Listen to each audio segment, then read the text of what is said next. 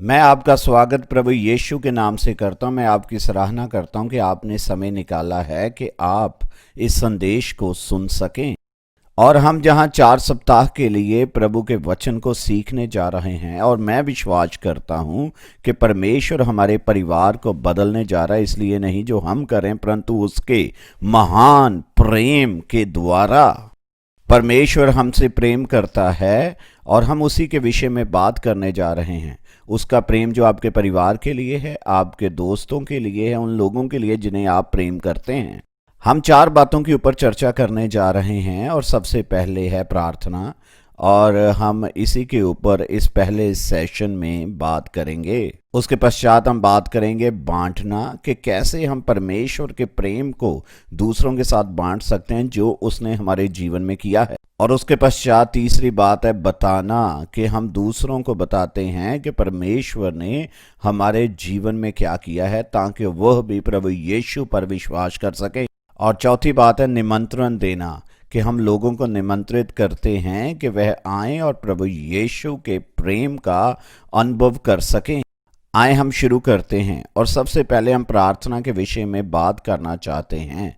और प्रार्थना मेरे विचार में सबसे बड़ी बुनियादी बात है जिसको हम कभी भी अपने मसीही जीवन में कर सकते हैं। प्रार्थना क्या है, हम इसके विषय में चर्चा करेंगे, और इसे हम 2 रीति से देखने जा रहे हैं।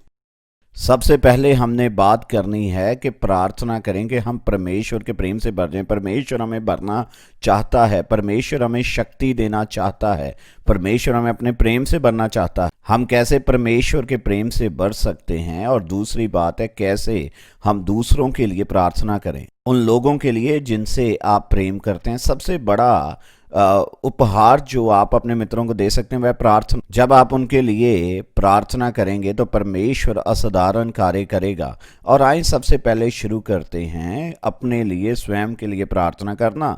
और कैसे हम प्रार्थना करेंगे, हम परमेश्वर के प्रेम से भर जाएं।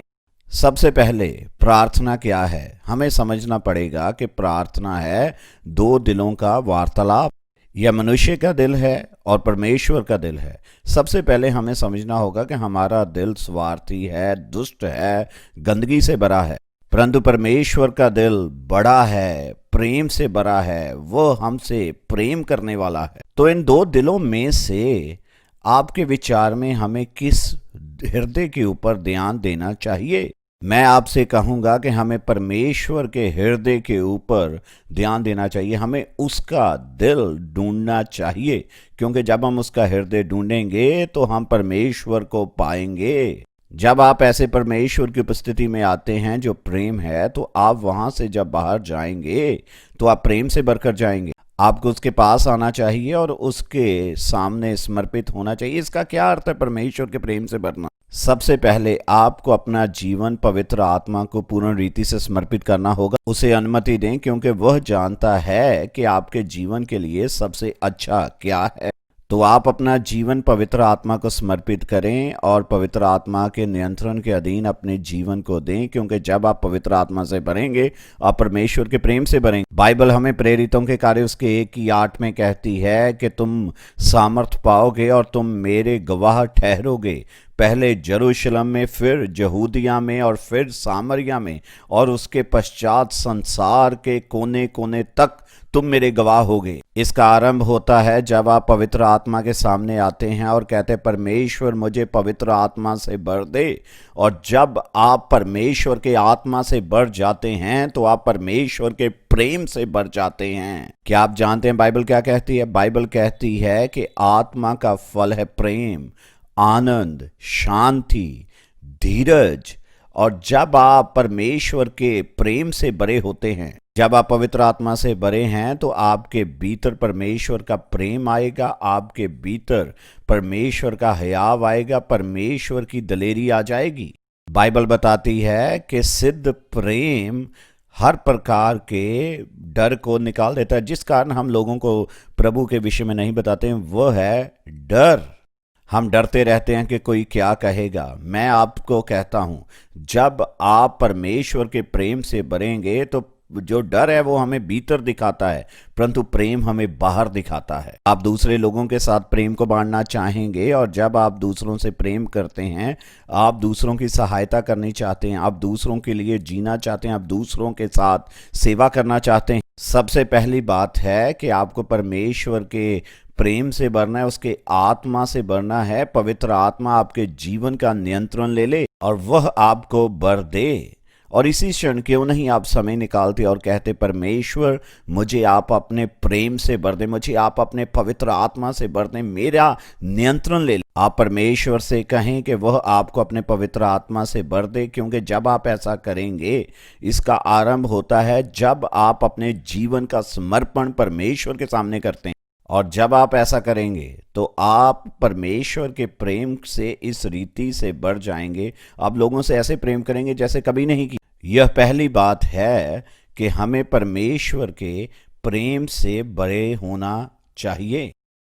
और फिर दूसरी बात है, जब हम परमेश्वर के प्रेम से बड़े होते हैं तो हमें दूसरे लोगों के लिए प्रार्थना करनी चाहिए। कैसे हम कर सकते हैं? सबसे पहले हमें दूसरे लोगों के लिए प्रार्थना करनी है कि वह परमेश्वर के प्रेम को जाने, क्योंकि बाइबल कहती है परमेश्वर ने जगत से ऐसा प्रेम रखा कि उसने अपना इकलौता पुत्र दे दिया कि जो कोई उस पर विश्वास करे नाश ना हो परंतु अनंत जीवन प्राप्त करे। परमेश्वर प्रेम करता है, वह ना केवल आपसे प्रेम करता है परंतु आपके माता पिता से प्रेम करता है, आपके भाई बहनों से, आपके मित्रों से, उन लोगों से जिनकी आप परवाह करते हैं, वह उनसे प्रेम करता है। और परमेश्वर ने उनसे इतना प्रेम किया कि उसने अपने इकलौते पुत्र को इस संसार में मरने को भेज दिया। और हम क्यों प्रार्थना करते हैं? क्योंकि परमेश्वर प्रेम करता। तो हमें उनके लिए प्रार्थना करनी चाहिए कि वह परमेश्वर के प्रेम को प्रभु यीशु मसीह के द्वारा जान पाएं। अब हमें लोगों के लिए प्रार्थना करनी चाहिए कि लोगों के जीवन में परमेश्वर ऐसे लोगों को लेकर आए जो उन्हें दिखा सकें परमेश्वर का प्रेम प्रभु यीशु के द्वारा, कि प्रभु यीशु इस संसार में क्यों आए हैं। वह एक ही कारण से इस संसार में आए हैं, और वह कारण है कि वह इस संसार के पापों को अपने ऊपर उठाने के लिए आए हैं, क्योंकि परमेश्वर आपसे प्रेम करता है। तो हमें उनके लिए प्रार्थना करनी चाहिए कि परमेश्वर उनके जीवन में किसी ऐसे व्यक्ति को लेकर आए जो उनके ऊपर इस बात को प्रकट करे कि परमेश्वर उनसे क्यों प्रेम करता है यीशु में, ताकि वह उन्हें बता सकें कि परमेश्वर उनसे प्रेम करता है। प्रभु यीशु उनके पापों के लिए क्रूस पर मर गया, वह दफना दिया गया, और वह तीसरे दिन परमेश्वर ने उसे मुर्दों में से जिला दिया, और अब वह आकर आपके जीवन में बसना चाहता है। और हमें ऐसे प्रार्थना करनी चाहिए कि परमेश्वर किसी को भेजे कि वह उन्हें प्रभु यीशु के प्रेम के विषय में बता। हम थोड़े समय में इसके ऊपर चर्चा करेंगे कि आप वह व्यक्ति हैं जो यह बन सकते हैं। परंतु अब मैं तीसरी बात बताना चाहता हूं कि प्रार्थना करें, परमेश्वर उनके जीवन में ऐसी परिस्थितियां लाएं कि जो उन्हें दिखाएं कि उन्हें परमेश्वर के प्रेम की आवश्यकता है। आप देखें, कई बार हम सोचते हैं कि मैं तो अच्छा व्यक्ति हूं, मैंने कोई खास गलती नहीं की है, परंतु मैं भी ऐसा नहीं हूं, हम सभी गलत हैं। और बाइबल कहते हैं हम सभी ने पाप किया और परमेश्वर की महिमा से दूर है। आपने पाप किया है, मैंने पाप किया है, हम सभी ने पाप किया है। और कई बार हम क्या करते हैं, हम अपने पाप को ढांपने की कोशिश करते हैं। तो कई बार हम अपनी परिस्थितियों के द्वारा और बातों के द्वारा इन्हें ढांपने की कोशिश करते हैं, परंतु हमें यह प्रार्थना करनी चाहिए कि परमेश्वर अपने ऐसी परिस्थितियां लोगों के जीवन में लेकर आए कि उन्हें अपनी आवश्यकता महसूस हो, कि उन्हें परमेश्वर के प्रेम की जरूरत है। हम उन लोगों के जीवन के लिए प्रार्थना करें कि ऐसी परिस्थितियां आए। और मैं यहाँ पर बहुत ही व्यवहारिक होना चाहता हूँ ताकि हम व्यवहारिक रीति से प्रार्थना कर सकें। आप देखें, हमारा यहाँ उद्देश्य केवल लोगों को प्रार्थना करना नहीं है परंतु उनके साथ बांटना भी है। हम चाहते हैं हम उनके लिए प्रार्थना करें, फिर हम बांटें कि यीशु ने उनके लिए क्या किया, और उसके पश्चात हम उन्हें बुलाएं, और उसके पश्चात हम उन्हें निमंत्रण दें यीशु के पास आने, कि वह उस प्रेम का अपने जीवन में अनुभव कर सकें। आए, मैं आपको उत्साहित करता हूं कि हमारे पास एक योजना है जिसके द्वारा आप लोगों के लिए प्रार्थना कर सकते हैं। मैं चाहता हूं कि आप एक सूची बनाएं और उस सूची में आप कुछ लोगों के नाम लिखें जिनसे आप प्रेम करते हैं। आपके परिवार के सदस्य हो सकते हैं, आपके दोस्त हो सकते हैं, कम से कम 5 लोग उस सूची में हों जिनके साथ आप प्रभु का प्रेम बांटेंगे। आप इस सप्ताह में और आने वाले सप्ताह में उनके लिए प्रार्थना करें कि वह जाने कि प्रभु यीशु ने उनके लिए क्या किया है। जिस प्रेम का आपने अनुभव किया है उसी प्रेम का वह भी अपने जीवन में अनुभव करें। आए सबसे पहले मैं अपनी सूची आपको दिखाता हूं और 5 लोग हैं मेरे जीवन में जिनके लिए मैंने प्रार्थना की है और परमेश्वर ने बड़ा कार्य किया। उन सभी के जीवन में भिन्न भिन्न परिस्थितियां आई और उनके जीवन में अलग अलग लोग आए और अलग अलग समय पर वह प्रभु में आए। जब मैं मसीह में आया तो मेरे परिवार में मैं सबसे पहला व्यक्ति था और मैंने सबसे पहले जिसके साथ प्रभु का प्रेम बांटा वो था मेरे पिताजी, मेरी माँ, मेरे भाई, मेरी बहन और मेरे मित्र, क्योंकि मैं उनसे प्रेम करता था और मैं चाहता था कि वह भी परमेश्वर के प्रेम को जाने कि कैसे यीशु ने मेरे पापों को क्षमा कर दिया, कि कैसे उसने मेरे जीवन को बदल दिया और वही काम जो उसने मुझ में किया वो उनमें भी करना चाहता है। और सबसे पहला व्यक्ति जिसके साथ मैंने जाकर प्रभु का वचन बांटा वह थे मेरे पिताजी। और आप देखें मेरे पिताजी जो थे वह बीमार रहते थे और कुछ समय पश्चात उनकी मृत्यु हो गई थी। परंतु इससे पहले कि उनकी मृत्यु हुई मेरे चर्च से कुछ आदमी लोग आए और उन्होंने उसके साथ परमेश्वर का प्रेम बांटा, क्योंकि मैंने बताया था कि हम प्रार्थना करेंगे परमेश्वर लोगों को भेजे। वह आए, उन्होंने उसके बेड के पास बैठकर बाइबल को खोला और उसे परमेश्वर का वचन सुनाया और उसने प्रत्युत्तर दिया और उसने प्रभु यीशु को पा लिया। उन्होंने इस आश्वासन को पा लिया कि वह स्वर्ग जा रहे हैं। सो सबसे पहले व्यक्ति जिन्हों को मैं प्रेम करता था वो तो मेरे पिता। दूसरा व्यक्ति जो प्रभु में आया था वो था मेरा एक मित्र। आप देखिए मेरा एक दोस्त हुआ करता था और हम दोनों दारू पीते थे और हमारा जीवन पूर्ण रीति से मेस्ड अप हुआ पड़ा था। और एक दिन मैं यीशु में आ गया और मेरा दोस्त मुझे मिलने के लिए आया। उसने मेरी माँ से पूछा सैमी कहाँ है, और वो कहती वह तो चर्च में है। उसने कहा चर्च? वो चर्च में क्या कर रहा है? मेरी तो गाड़ी में दारू की बॉटल्स पड़ी हैं और हम तो बीच पर पीने के लिए जा रहे हैं। और वह चर्च में गया और उसने देखा कि मैं यीशु की आराधना कर रहा था और वो मुझे कहने लगा सैमी छोड़ो इन सभी बातों को, आओ जाकर दारू पीते हैं। मैंने कहा फ्रेड मैं इस बात को नहीं भूल सकता। यीशु मसीह ने मेरे जीवन को बदल दिया है और वही मेरा मुक्तिदाता बन गया है। उसने मुझे बदल दिया है, उसने मुझे नया हृदय दे दिया है और मैं चाहता हूं कि तुम भी उसके ऊपर विश्वास करो। आपको पता है उसने क्या किया? वह मुझ पर हंसने लगा और वह गया और उसने बहुत शराब पी और वह कहने लगा, थोड़े समय बाद उसका मुझे फ़ोन आया और मुझे कहने लगा सैमी मेरे पास आओ, मेरी सहायता करो, मुझे सहायता की आवश्यकता है। जब मैंने शराब पी रखी थी मैं एक ही बात के विषय में सोच रहा था और वह था जो तुमने मुझे यीशु के विषय में बताया था। और वह प्रभु में आ गया। और तीसरी जो औरत थी जो प्रभु में आई वो मेरी बहन थी। और जब बहुत ही अजीबोगरीब परिस्थितियां थी जिसके अधीन वह प्रभु में आई, परंतु 2 लोग बहुत कठिन थे। एक थी मेरी माँ और वह बहुत ही कड़वाहट से भरी हुई थी और उसका एक ऐसा विवाह था जो फेल हो गया था। उसका पति उसका शोषण करता था, वह क्रोध से भरी हुई थी। और जब मैंने उसके साथ प्रभु के विषय में बात की वो कहने लगी मैं इसके विषय में बात नहीं करना चाहती। और मैंने उसके लिए प्रार्थना की, 1 सप्ताह के लिए नहीं, 1 महीने के लिए नहीं, 1 वर्ष के लिए नहीं, 10 वर्षों के लिए नहीं, 20 वर्षों के लिए नहीं, परंतु 25 वर्षों के लिए मैंने उसके लिए प्रार्थना की। और एक दिन उसने यीशु को अपने जीवन में बुला लिया और परमेश्वर ने उसे कड़वाहट से चंगा कर दिया जो उसके भीतर थी।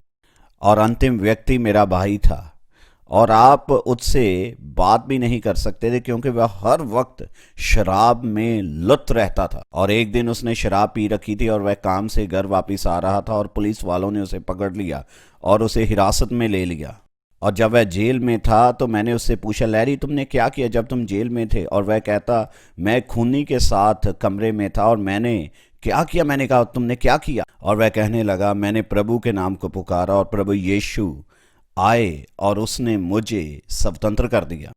और ऐसे वह 5 लोग प्रभु में आ गए। और एक और बात, उस दिन से लेकर आज के दिन तक मेरा जो भाई है वह शराब से दूर रहा है। यीशु मसीह ने उसे स्वतंत्र कर दिया। आप देखें, इनमें से प्रत्येक के लिए मैंने प्रार्थना की और मैं चाहता हूं आप यह काम करें। इस सप्ताह आप यह काम करें, क्योंकि मैं आपके साथ छोटे छोटे मैसेजेस इस विषय पर बांटना जा रहा हूं। मैं आपको उत्साहित करने जा रहा हूं कि आप प्रार्थना करें और दूसरों के साथ बांटें। मैं चाहता हूं इसी वक्त आप एक काम करें, आप 5 लोगों की सूची बनाएं जिनसे आप प्रेम करते हैं। 5 से 10 लोगों की आप सूची बनाएं जिनसे आप प्रेम करते हैं, जिन्हें आप चाहते हैं कि वह प्रभु के प्रेम को जाने, और आप उनके लिए प्रार्थना करना आरंभ करें। प्रार्थना करें कि परमेश्वर उनके जीवन में कार्य करे। और मैं चाहता हूं कि आप प्रार्थना करें कि प्रभु यीशु आपको हयात दे, साहस दे कि इस सप्ताह आप उनके पास जाकर उन्हें बता सकें परमेश्वर ने आपके लिए क्या किया है। आए हम इसी वक्त प्रार्थना करें। और मैं मैं आपके आगे प्रार्थना करता हूं कि जिन लोगों ने आज तेरे वचन को सुना है, प्रभु आप इनके जीवन में कार्य करें, इन्हें अपनी आत्मा से भरें, इन्हें अपने प्रेम से भरें, इन्हें अपने साहस से भर दें कि प्रभु यह आपके गवाह बने। और उसके पश्चात पिता आप इन्हें प्रार्थना करने का साहस दें, परमेश्वर का प्रेम बांटने के लिए आप इनकी शक्ति दें इन्हें कि यह प्रार्थना करें और दूसरों के साथ बांटें जो यीशु ने इनके लिए क्या किया है। धन्यवाद जो आप करने वाले हैं, मैं यह यीशु के नाम से मांगता हूं, आमीन। प्रभु आपको आशीष दे।